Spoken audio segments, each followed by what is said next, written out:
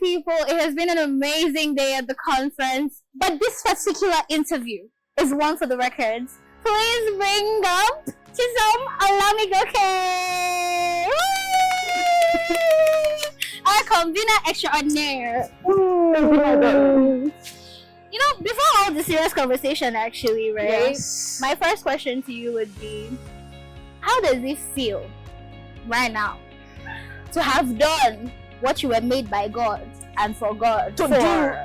Like, how does it, tell us, what's the feeling? So I am not in the moments right now. I'll still on the high. Yes, I'll still go home and in the calmness of it all process, but I think I feel satisfied and I feel such a joy that I know God is happy we've done this. Yeah. Like, when I think about the fact that August 16th, a Saturday like this, November 22nd was dropped in my spirit and with a roadmap of what the day should look like. And I've been hearing people talk, oh, thank you for convening this, thank you, was a bit.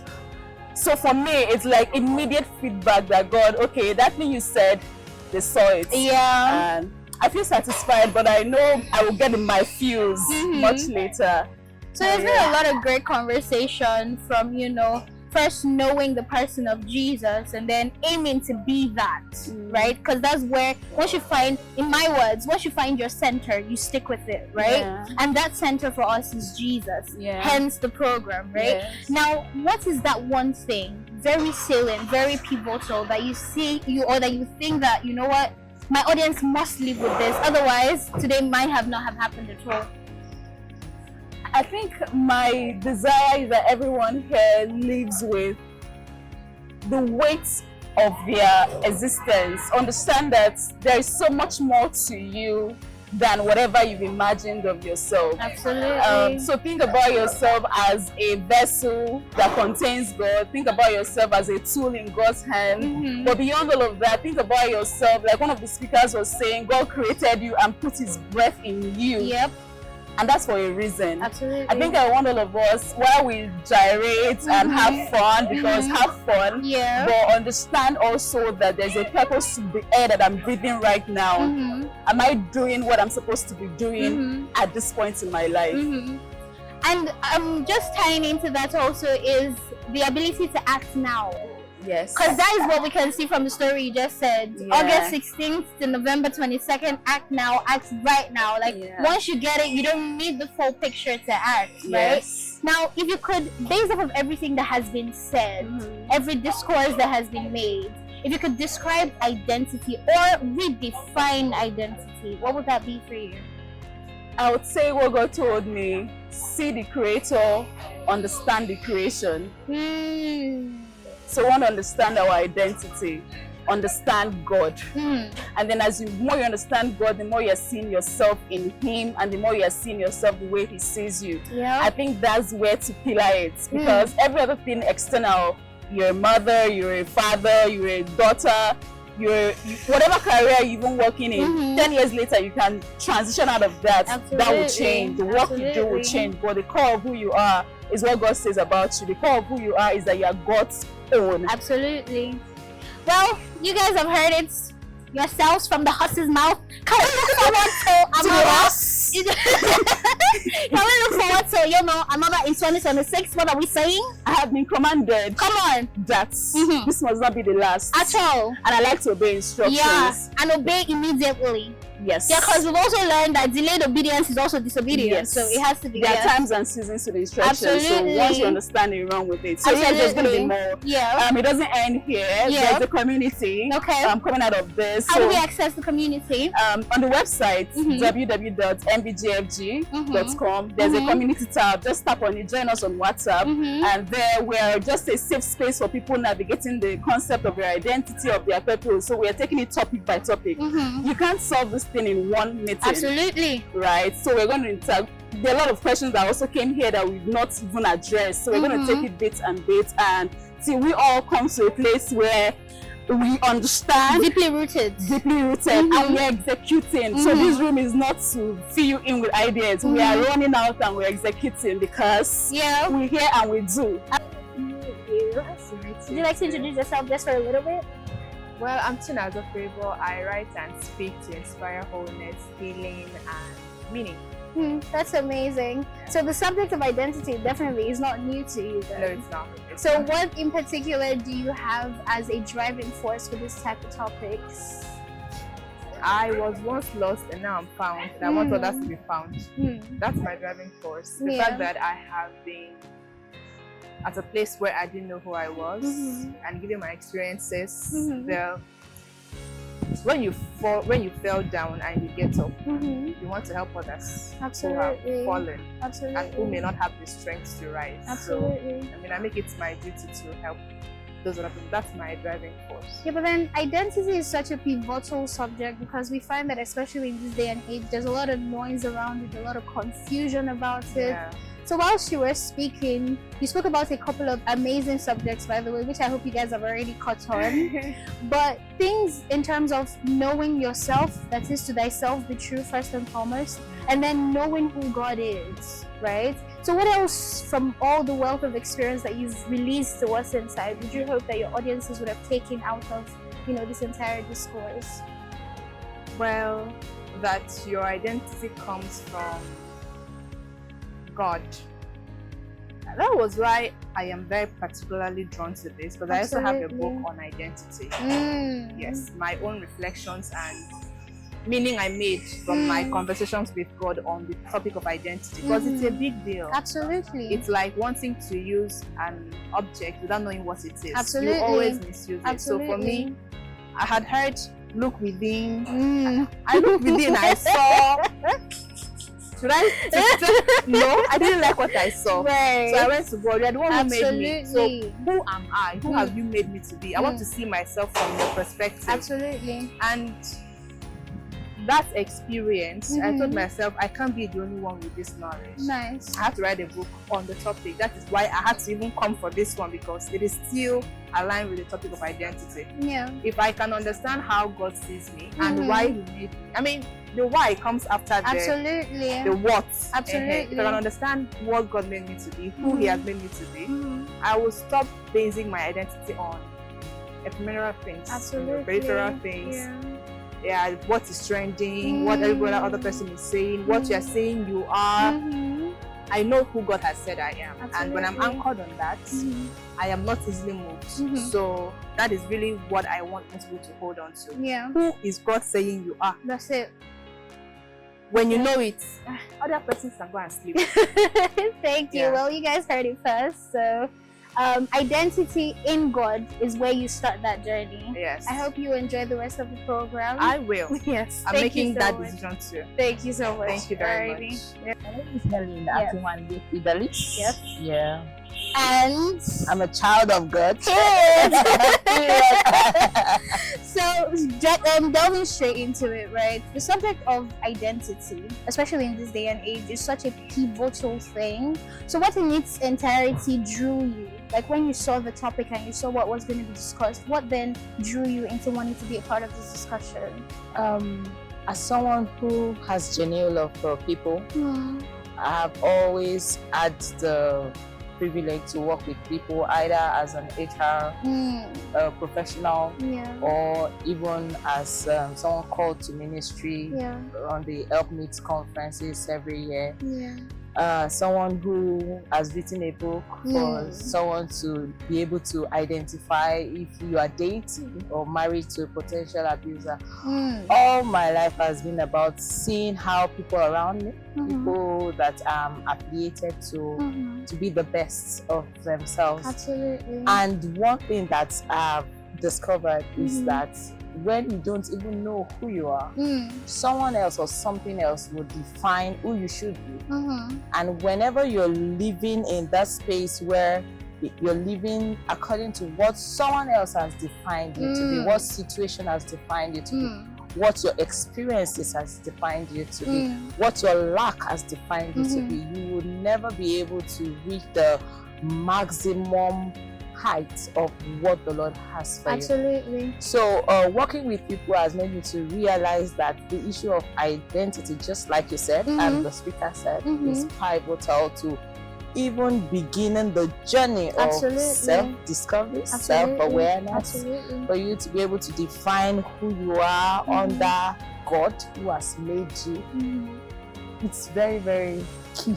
Yes. So yes, I was drawn to it because of that. Thank you so much. So whilst you were talking, there was this, will I call it like a drawing that you made, a mental drawing, where you were like, when you put the words identity and destiny side by side, and you take out some letters, you'll be left with the word sit. That struck me deeply because truthfully, before you can even discover anything, you must sit with God. What do you want me to do? Where do you want me to go? So beyond all the amazing things that has been said, which you should have caught already, what is that one thing that you would hope that your audience will leave your session gaining? For me, it is knowing that no one defines you other than God. That's it. No one can give you your identity. That's no one can define the boundaries of who you are, what you should be doing. No one can receive who you are for you other than God. So for me, that sits,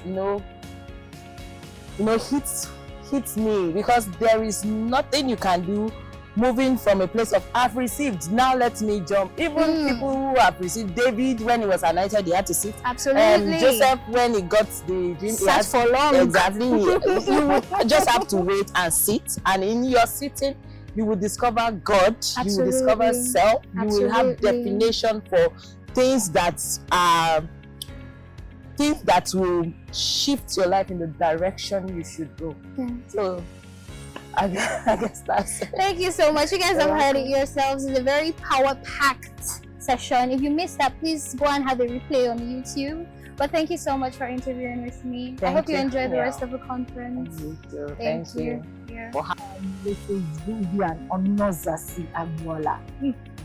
It's a very strong name. So, I mean, it's no, missing it. The fact that identity is such a pivotal and intrinsic subject. So, what about the subject would you say drew you to the conference, where you're like, this is something that must be discussed with urgency? Yes, identity. Because we're beginning to lose who we are in Him. We are no longer. We've forgotten the Creator and looking after the creation.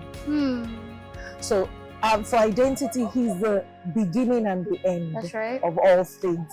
And for us to have a true identity of who we are, because from the beginning, He created us in His likeness. And breathed upon us. So if we have His breath, that means we must do things the way He wants us to do them. And if we don't, we are going to lose it. And like I said, most times the parasite shows up. And there's this relationship with, they call it a parasitic relationship. When the enemy comes and wants to attach himself to tell you lies, not knowing, he wants to sap out the life God has given you in you. And you tend to see that parasite that has just come to stick around you as a real thing, forgetting the root of the giver of life. So that's amazing. Now, during you gave a powerful speech, by the way, on the identity construct. So my question for you now is, what about that would you want your audience to take home? Like, this is something that needs to change about how I perceive myself, especially using God as the mirror of our lives. Yeah, like I always tell the story about the prodigal son. For me, you have every access to everything given to you by your father. So why leave him to go to the city to identify with those things that moths will feed on and get rotten? Is it riches? Is it fame? They will fade away. But in your father's house, you are sure to have everything and to enjoy everything. But thank God for mercy that restored him. So, and not every one of us might have that opportunity, but if you know the love of your father, don't leave him. Hold him, enjoy him. There is no need going out there to have a feel of what happens over there. But when you go, it could be destructions. I mean, I would just want to ask if you could describe identity as God has ordained. What would that word look like for you? He is light. Embrace His light. So illumination. Okay.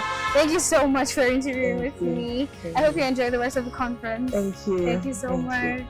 Good afternoon, Mr. Glory. Hi. Yep. Hi. How are you doing? Very well. Would you like to introduce yourself? Hi everyone, I'm Glory Olamigoke. I was a moderator on the fireside chats at the just concluded Made by God and for God 2025 conference. And I'm also the spouse, the husband of the convener. clock it. So I mean, we've had a lot of conversation about how important identity is and all of that. So what is one important lesson that you'd hope that the audience left with today? There are many things said across the sessions, the panel session, the fireside chats. But I think one fundamental thing that I hope was learned today will be that at the basic level, understanding our identity in Christ is critical to truly fulfilling purpose. Absolutely. Right? And it doesn't matter whatever aspect, whatever career path, whatever field, whether you've been called to be an entrepreneur, start a company, or work in the sector. All of those things basically tie to your purpose. Absolutely. And for you to be effective, for you to really be impactful through the lenses of God, you have to understand who you are in Christ. You have to understand your identity, and there'll be no limits ahead of you. That's amazing. We've had a lot of serious conversation, as you already know. Yeah. So very, very, not so serious. On a scale of 1 to 10, how proud are you of our 10, like 10 over 10 plus 10 1,000 over 10. Like minus nothing. The meter is broken. Come on, the meter is broken. break the scale. Yeah, the scale is broken. Yeah. Expectations. This is the face of a proud husband right here. Yes, actually, guys. Yeah, aspire to perspire and to. Well, I mean. Yeah, so you can Maguire, right? Okay. Yeah. But thank you guys so much. This has been the Made by God and for God. There's something I'd like to share. Oh yes, absolutely, quick one. absolutely. During the fireside chat, when I was asking Mr. Chijoke some questions, he talked about, he gave a practical example of a time when he refused to give a bribe, which cost something. And for me, that was very instructive. It tells me that as believers, how we operate in the marketplace, how we operate in our jobs, our careers, in the companies we founded, and wherever we find ourselves, we're meant to be different. We're meant to stand out. We're meant to operate by godly principles. Absolutely. Right? That's really what sets us apart. That ensures that the grace of God that has been at work in and with us at the beginning continues on with us. Absolutely. So that's something instructive I just want to share. Wherever you find yourself, no compromises. Absolutely. As you climb up the top of the pinnacle, whatever sectors, your career, as an entrepreneur, whatever, keep working by godly principles. The things that got you started are what you take it to the end. Absolutely. Yep. Love it. And that in itself is pivotal for identity. Yes, because absolutely. once you find your north, once you find your center, you must stay the course. Exactly. Yes. Always Yes. stay the Keep at it. course. Yes. Yeah. Yes. So thank you so much. Awesome. Yeah, so that has been the Made by God and for God Conference 2025.